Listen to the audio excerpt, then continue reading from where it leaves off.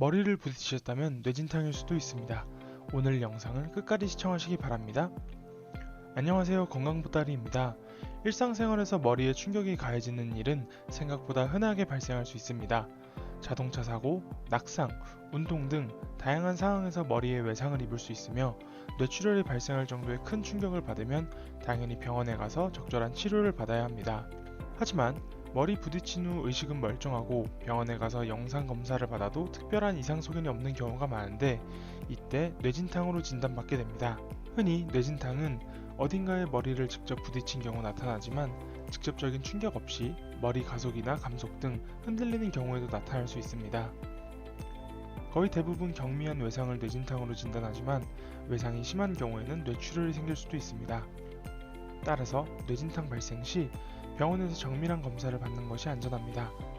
그렇다면 뇌진탕으로 인한 증상에는 어떤 것들이 있을까요? 뇌진탕 초기 증상.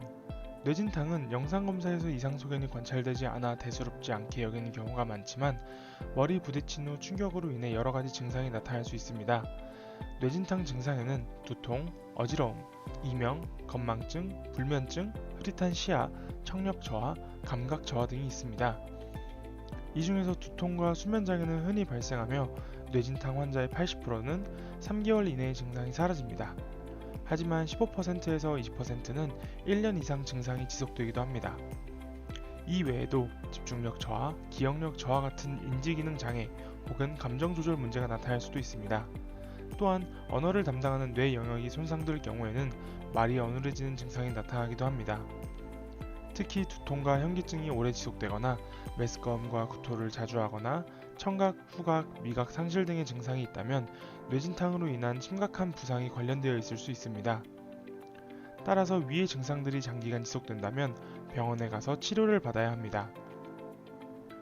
뇌진탕 치료 방법은? 뇌진탕 치료의 가장 좋은 방법은 휴식입니다. 외상으로 인한 뇌의 기능을 회복하기 위해서는 충분히 쉬어야 합니다. 이때 TV 시청, 스마트폰 사용, 독서, 게임 등은 피하는 것이 좋습니다.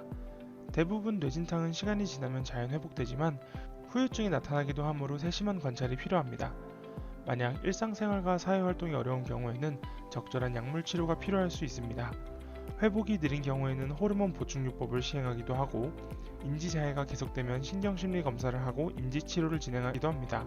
지금까지 뇌진탕 초기 증상과 치료 방법에 대해서 알아봤습니다. 만약 머리를 부딪힌 후 관련 증상이 나타나지 않더라도 병원에 가셔서 뇌진탕 여부를 확인하는 것이 차후 문제가 생기는 경우를 줄일 수 있습니다. 오늘 영상이 도움이 되셨다면 구독과 좋아요 부탁드립니다.